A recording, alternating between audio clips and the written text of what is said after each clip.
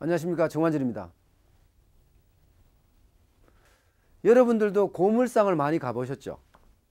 고물상에 가보면요, 다양한 오래된 물건들이 많습니다.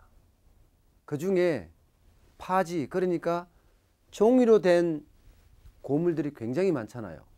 오늘 소개해드릴 조영욱 대표는요, 바로 그 파지를 가지고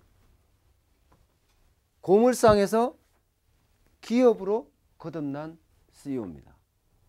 그만큼 자기 자신의 일에 대해서 만족감이 있었고요. 그 만족감이 시스템을 만들어내서 지금은 하나의 기업으로 성장했습니다. 조영욱 대표는요, 1961년 서울에서 태어났습니다. 일남 삼녀 중에서 외동아들이었으니까요, 아마 기염을 듬뿍 받고 자라났을 겁니다. 아버지는 자전거 바퀴살을 만드는 공장을 운영했습니다. 그러다 보니까 어린 시절부터 별로 부족함이 없이 그렇게 어린 시절을 보냈습니다. 게다가 여자 형제가 3명이나 있었으니까요, 어머니는 늘 양보를 교육했습니다. 누나한테도 양보하고요, 여동생한테도 양보하고요. 그러다 보니까 학교에서나 아니면 집에서나 늘 착한 아이로 불렸던 거죠. 학교 성적은 당연히 상위권 유지했고요. 착한 아이에 공부도 잘한다, 늘 인기 만점이겠죠. 학교 내에서는 늘 그랬습니다. 그런데 성장통은 늘 문제였어요. 누구나 겪겠지만 사람도 겪고요, 기업도 겪습니다. 너무 갑작스럽게 성장하다 보면 그에 따른 아픔이 오기 마련이거든요. 그 아픔을 어떻게 극복하느냐가 사실은 성공의 승패를 좌우합니다. 조영욱 대표도 성장통이 있었습니다. 집에 가면 여자 형제밖에 없잖아요. 뭔가 남자 형제가 있었으면 하는 그런 아쉬움이 늘 있었고요. 그 아쉬움이 집 밖으로 계속 돌아다니게 만들었던 거죠. 집 밖으로 다 돌아다니니까 결국은 성적은 떨어지고요. 그러는 사이에 사춘기가 오잖아요. 사춘기 때부터는 아예 공부를 접어버렸습니다. 어느 정도였는가 하면 1980년에 고등학교를 졸업하고 바로 사회에 진출할 정도로 아예 공부하고는 담을 쌓아버렸던 거죠. 대학을 안 가고 사회에 진출했다? 친구들은 다 대학을 간다? 그때부터는 정말 밀려드는 그 자괴감 내지는 부족함, 무능감, 이런 게 아마 마음속에 나도 모르게 자리 잡을 수밖에 없습니다. 왜냐하면 취업 원서만 넣어보면 늘 그런 느낌을 가지거든요. 다 안 받아주거든요. 기술도 없지, 학력도 없지. 결국 할 수 있는 일이라고는요, 그냥 허드렛 일, 청소도 하고요, 심부름도 하고, 이거 외에는 내가 할 수 있는 일이 아무것도 없었습니다. 그렇게 3년 세월을 보냅니다. 그리고 나름대로는 이 허드렛 일을 청산을 하고 군대에 입대합니다. 군대는 뭔가 다시 한번 생각하게 만드는 곳이기도 합니다. 스스로 자기 속을 들여다보고요, 내가 누군지를 탐색할 수 있는 시기였습니다. 군대 생활 내내 나에 대한 생각을 하게 되죠. 그러면서 지난 날을 반성도 해보고요, 자부심도 가져보고요, 후회도 해보고, 이게 군대 생활 내내 있었던 일이었습니다. 그러니까 군 제대하자마자 이제는 열심히 살아야 되겠다, 그 생각밖에 없는 거죠. 옛날에는 학력도 기술도 없으니까 그냥 불러주는 대로 허드렛 일을 하면서 그냥 허송세월을 했던 거죠. 그런데 군대를 제대하고 나서는 달라졌습니다. 이제는 제대로 된 일자리, 뭔가 해볼 수 있는 곳을 찾아다니는 거죠. 항상 노력하면요, 누군가가 아니면 스스로가 도움을 받습니다. 조영욱 대표도 절친의 제안을 받습니다. 수출품 운송 대행 업체의 영업사원을 해보지 않겠느냐 하는 제안이었습니다. 호절도 괜찮다는 거죠. 기술이 없어도 할 수 있다는 거죠. 조영욱 대표는 그냥 바로 흔쾌히 승낙을 합니다. 그렇게 1986년에 범양해운에 입사를 합니다. 거기서 수출품을 운송 대행하는 일을 맡게 되는 거죠. 주로 무역회사나 개인회사를 찾아가서 영업을 하는 거예요. 내가 당신네 수출품을 수출하는 그 나라까지 잘 운송을 해줄 테니까 나한테 대행권을 주세요 하고 이야기하는 거죠. 그런데 그때부터 자기를 찾습니다. 자기가 누군지를 알게 됩니다. 왜냐하면 군대를 제대하면서 뭔가 해보자는 도전력이 있었고 그 도전에 지인이 제안을 해서 입사를 했습니다. 그때부터는요, 나도 모르게 뛰어다니는 거예요. 안 되는 거 없습니다. 무작정 가는 거예요. 무작정. 이 사무실도 가고 저 사무실도 가고 당연히 반응은 시큰둥하겠죠. 그런데 어려서부터 여자 형제가 많았잖아요. 나름대로 누나나 여동생한테 했던 이 친밀함이 있어요. 친밀함이. 이게 영업에서 나도 모르게 발현이 되는 거예요. 마치 여자 형제를 대하듯이 다정다감하게 다가가는 거죠. 그러더니 조금씩 반응이 오기 시작하는 겁니다. 아, 이거구나. 스스로 압니다. 스스로 가능성을 찾습니다. 이게 차별화이기도 하구나 하는 생각까지 합니다. 그러면서 그런 다정다감함으로 내 사람 만들기에 돌입을 합니다. 수첩에다가 이름도 얼굴도 특징도 장점도 써놓고 기억하게 합니다. 그리고 어느 순간에 어느 곳에 가서 다시 만나더라도 누구시죠? 아, 그때 참 좋았습니다 하면서 칭찬을 하면서 접근하는 거죠. 당연히 상대방은 내가 알아주니까 호감을 표시할 수밖에 없습니다. 근데 그 호감이 친분이 되어서 하나씩 쌓이기 시작합니다. 뭔가 쌓이면요, 이제는 기쁨으로 다가오는 거죠. 수주라는 기쁨이요. 그러면서 뭔가를 자꾸 주게 되고 받게 되는 거죠. 그게 바로 수주였습니다. 그러면서 수주를 받잖아요. 거기서 끝나는 것이 아닙니다.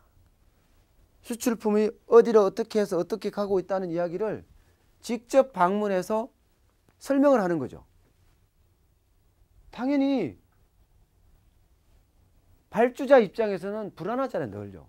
그 불안함을 자연스럽게 해소를 하는 겁니다. 계약자는 증가할 수밖에요. 매출은 당연히 늘어나고요. 근데 내가 이렇게 열심히 뛰니까 또 다른 아이디어들이 자꾸 저한테 오는 거예요. 그때 한 고객 중에서 내가 호주 이민을 가기로 했는데 이사갈 집에 대한 정보가 필요하다. 혹시 기회 줄 수 있느냐? 사실 어려운 부탁이죠. 고등학교 졸업해서 이제 수출품을 운송을 대행하는 업체의 영업사원인데 갑자기 호주에 있는 집에, 그것도 이사갈 집에 대한 정보를 달라니 정말 캄캄합니다. 그런데 영업은요, 절대 노후가 없습니다. 조영욱 대표도 예, 알아드리겠습니다. 정말 어려운 부탁이고 어떻게 할지 막막했지만 그 앞에서는 웃는 얼굴로 네, 알아보겠습니다 하고 당당하게 이야기하는 거예요. 그리고는 호주로 날아갑니다. 말이 됩니까? 뭐가 됩니까? 물어서 찾아가서 그 집에 대한 사진도 당연하고 정보까지 다 찍어서 그 고객한테 전달했던 거죠. 이렇게 정성을 다하니까요, 입소문이 나는 거예요. 입소문이. 세상에서 가장 무서운 마케팅이 입소문 마케팅입니다. 왜냐하면 신뢰성이 가장 높기 때문이죠. 한번 입소문이 나니까 호주 가서 영어도 못하는 사람이 이사에 대한, 집에 대한 정보, 주변에 대한 정보 다 송두리째 안아서 갖다 주니까 또 그 이야기가 입소문을 타고 도니까 고객들이야 뭐 난리죠. 그야말로 24시간 비상 대기를 할 만큼 문의 전화가 빗발치기 시작하는 거예요. 영업사원 조영욱이 아니라 친구 조영욱을 찾기 시작하는 거예요. 이제는 친분 쌓기 영업이 효과를 활활 태우는 거죠. 정말 난리가 아니었습니다. 고객 문의는 폭증하고요. 나름대로는 뭔가 새로움을 계속 추구하고 있었고요. 그런데 너무 많은 사람들이 전화가 오니까 뭔가 필요해요. 그때 선택했던 것이 고객을 관리할 수 있는 그런 프로그램을 만들었으면 좋겠다. 쉽게 말해서 이렇게 만나는 고객들을 컴퓨터 안에 집어넣고 이를 DB화해서요. 남들과 다른 차별화 영업을 하겠다는 거죠. 왜냐하면 너무 많은 사람을 만나다 보니까 사실 누가 누군지 모르잖아요. 아무리 기억력이 좋다고 하더라도 혹시 한번 실수가 고객을 떠나가게 하니까요. 과거에 내가 했던 허드렛 일을 반복할 수는 없잖아요. 뭔가 새로움을 추구해야 되고 그 새로움 속에서 성장을 해야 되잖아요. 때문에 컴퓨터라는 그 속에서 고객 프로그램을 관리한다는 뭔가 남들과 다른 그런 영업 방법을 선택을 합니다. 당연히 실적은 큰 폭으로 항상 상승하고요. 그러다 보니까요. 회사 내에서는 1등에 늘 1등하는 비법이 뭐냐? 그것은요. 나만이 아는 거죠. 그런데 이 나만이 아는 것 가지고는 회사가 만족을 못하나 봐요. 그 당시 그 회사의 회장님께서 지시를 하는 거예요. 조영욱이가 하는 영업은 최고다. 그 영업 비법을 매뉴얼화해서 전 사원이 다 봤으면 좋겠다. 내 입장에서 기분 좋은 일이죠. 왜냐하면 최고 책임자가 잘한다고 하니까요. 그때부터 신이 나서 일합니다. 더 칭찬은 또 다른 칭찬을 받고요. 그 칭찬은 성장을 만드니까요. 당연히 나도 승승장구합니다. 1992년에는 부장까지 승진할 정도니까요. 물론 부장이 됐다고 해서 탁상 공론만 하고 있지 않습니다. 책상에 앉아서 지시하는 것이 아니라 내가 직접 현장에 나가는 거죠. 현장에 나가서 그들과 어울리고 그들을 만나면서 또 하나의 실적을 올리는 거죠. 그런데 이렇게 자신감이 강하고 스스로의 틀에서 벗어나고 이런 사람일수록 CEO 기질들이 강하거든요. 어느 정도 시간이 지나면 나의 일을 하고 싶어 합니다. 조영욱 대표도 똑같았습니다. 이제 나만의 회사를 만들 때가 됐다. 뭔가 새로운 일을 위해서 창업을 하자 하고 스스로 결심을 합니다. 그리고 1995년에 코리아 C&A라는 회사를 설립을 합니다. 물론 지금까지 많이 돌아다녔던 사람들도 있었고 또 만났던 사람들도 있었으니까 그리고 스스로가 아래서 깨어났으니까 뭔가 새로움을 할 수 있잖아요. 그래서 지금까지 했던 사람들을 처음처럼 여동생들한테 다가가듯이 누나한테 다가가듯이 아주 친밀하게 부드럽게 친구 같은 영업을 시작을 합니다. 당연히 많은 사람들이 나한테 주죠. 쉽게 말하면 회사를 지금 만들었지만 뭔가 조금은 운영할 수 있는 정도는 됐습니다. 그때 한 지인이 비밀이라고 이야기하면서 좋은 정보를 하나 주는 거예요. 지금 중국 시장이 개방을 하고 있다. 많은 한국 제조업체가 중국으로 이전하고 있다. 여기에 회사와 공장이 이전한다면 얼마나 많은 일이 있겠냐 하고 정보를 주는 거예요. 순간 와 정말 큰일이잖아요. 이제는 수출품만 대응하는 것이 아니라 이 공장 전체를 들어서 중국으로 옮겨야 되는 일이니까 그야말로 노다지라고 생각했던 거죠. 곧바로 중국 프로젝트 팀을 구성을 합니다. 그리고 중국 진출을 예정하는 기업들을 조사를 하고요. 그들을 찾아가서 중국을 갈 시에 내가 회사를 통째로 옮겨드리겠습니다 하고 가계약까지 맺습니다. 그러면서 한편으로는 물건을 포장하는 부지도 임대를 하고요. 컨테이너도 많이 가져옵니다. 그야말로 내가 지금까지 했던 모든 돈을 여기다 투자를 하는 거죠. 이제는 국내 기업이 중국으로 이전만 하면 나는 돈방석에 앉는 거예요. 정말 이제나 저제나 기다리는 거죠. 그런데 중국으로 이전한다는 소리는 정말 깜깜무소식인 거예요. 나는 유지비는 계속 나가고요. 당연히 자금이 부족해지기 시작하죠. 답답한 마음에 찾아갑니다. 언제 이전할 거냐고. 뭔가 원인은 알아야 되니까. 그런데 가보면 아직도 중국이 개방이 안 돼서요 하는 말만 듣습니다. 그야말로 개방한다는 중국은 언제 개방할지 모르고 있고요. 나는 유지비는 계속 나가고 가계약을 맺었던 제조업체들은 중국 진출을 속속 포기합니다. 결국은 경영 적자가 확대될 수밖에요. 수출품 내지는 회사, 공장, 기계들을 중국으로 이사를 해야 되는데 안 되니까, 포워딩이 안 되니까, 그런 물량들이 없으니까 결국은 빚더미에 올라앉습니다. 그리고 1997년에는 만세 부릅니다. 포기하는 거죠, 포기. 그렇게 처음 만들었던 코리안 CN에어라는 회사는 문을 닫고 맙니다. 그리고는 뭐 스스로 신용불량자가 될 수밖에요. 살 길은 막막하고요. 그렇다고 앉아있을 수는 없잖아요. 일자를 찾아 나섭니다. 그게 쉽겠습니까? 그러던 어느 날이었어요.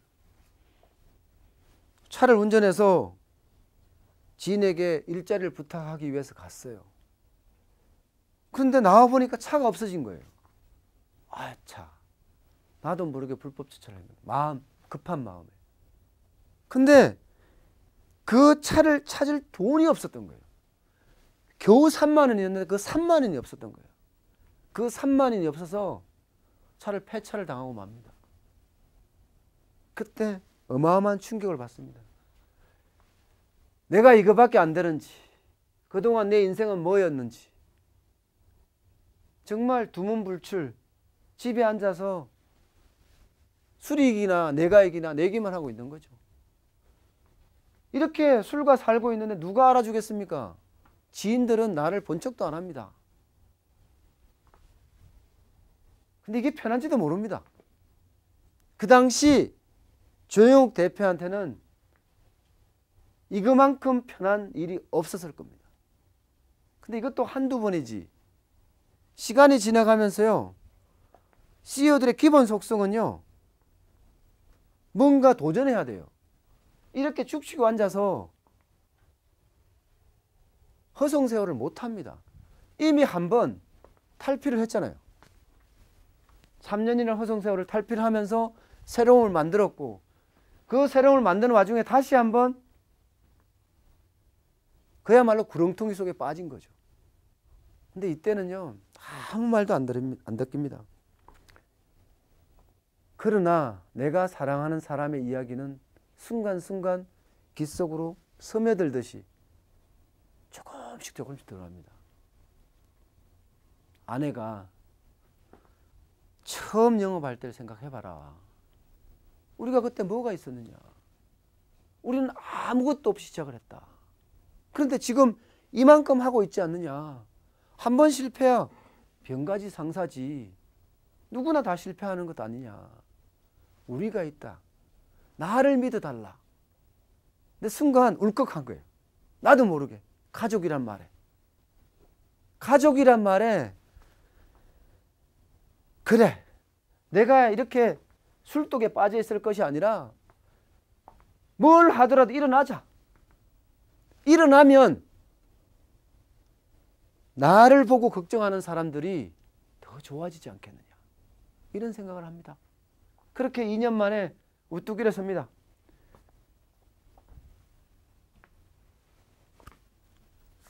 근데 그때 내 스스로 아래서 깨니까 또 하나의 지인이 전화가 오는 거예요. 그 친구는 굉장히 망설였다 하면서 조심스럽게 말을 꺼내는 거예요.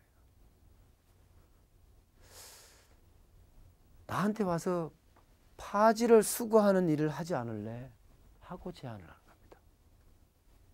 파지? 결국은 종이를 모으는 일이잖아요. 그런 일을 해달라고 이야기를 하는 거예요. 막노동보단 낫잖아요.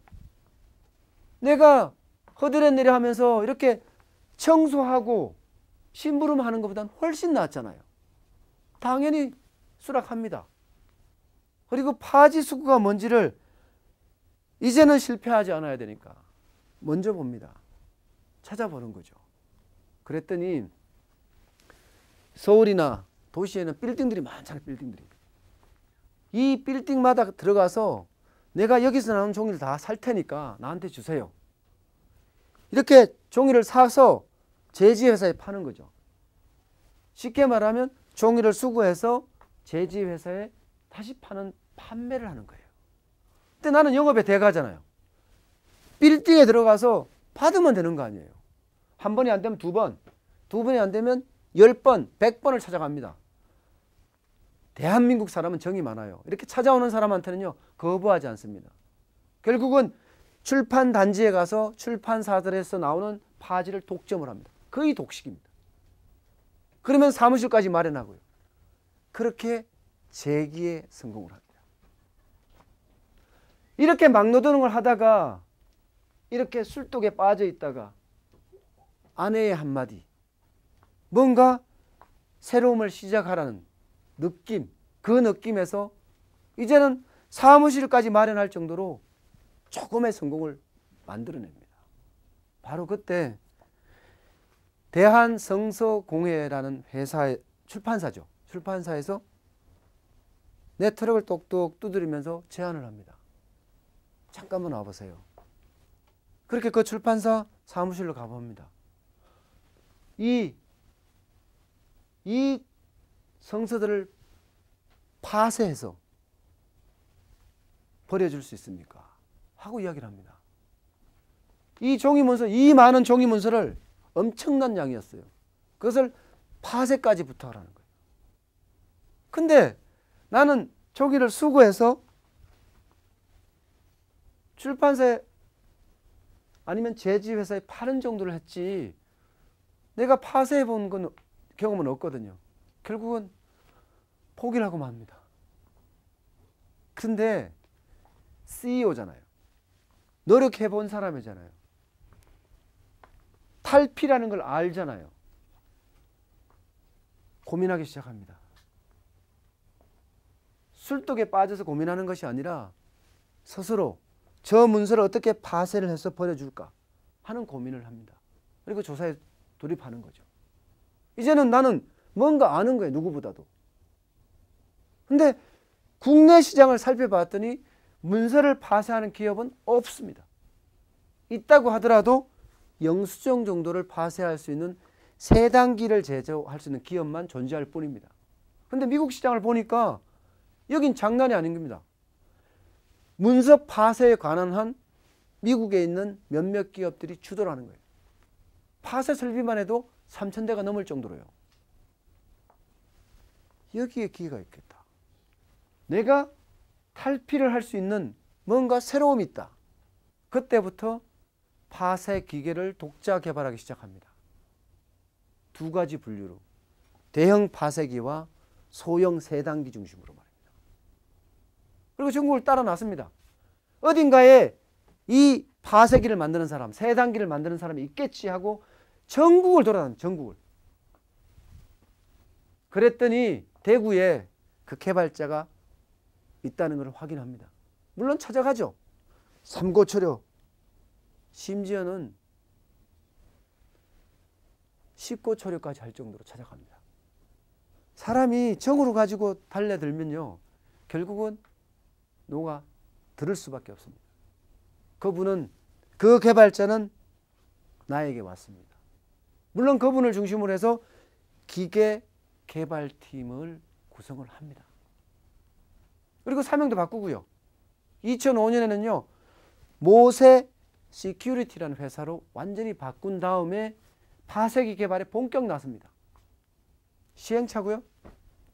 말도 못하죠. 설계했다가 부시고, 부품 개발했다 부시고, 제품 비슷하게 나왔다가 완전히 부시고. 이게 하루 이틀이 아니라 한 달, 두 달, 1, 2년이 계속 흘러가는 거예요. 그야말로 쉬운 일이 없는 거죠. 나 역시도 그 개발자들과 밤샘 연구를 합니다. 같이 어울려서 고충과 어려움을 함께 하는 거죠. 그런데 그 속에서 난 가능성을 믿습니다. 조혁 대표는 그 속에 분명히 개발을 할 것이라는 자신감이 있었습니다. 그러면서 한편으로는요, 마케팅, 홍보, 영업팀까지 제대로 꾸립니다. 그것도 10명 정도 되는 규모로 말입니다. 그러면서 홍보팀이나 마케팅이 나서서 문서 파쇄업에 대한 홍보를 하기 시작하는 거죠. 인지를 개선하다는 거예요. 지금까지 알고 있는 문서를 그냥 버리는 것이 아니라 잘못 버리면 안 된다는 이야기, 그거를 파쇄를 해서 버려야 된다는 이야기까지 합니다. 그러면서 점점 회사 모양새는 갖춰지고요. 당연히 신뢰는 쌓여집니다. 매출은 조금씩 증가하고요. 근데 참 운이라는 건 정말 묘한 것 같습니다. 내가 그렇게 열심히 살 때 수표가 돈 안 되는 사고가 발생을 합니다. 그것도 1억 규모가 넘는 수표가 말입니다. 물론 그 수표들은 밖에 나가 쓰여졌죠.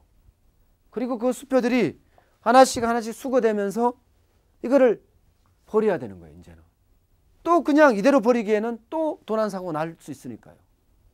그때 파쇄 기업을 급부를 합니다. 물론 나도, 모세 시큐리티도, 조영욱 대표도 응모를 합니다. 근데 그때 발주사는요, 내 보는 눈앞에서 여기서 파쇄를 해라, 또 니네 회사까지 가져가면 이 가는 와중에 또 수표가 어디로 셀지 모르잖아요. 그건 못 믿겠다.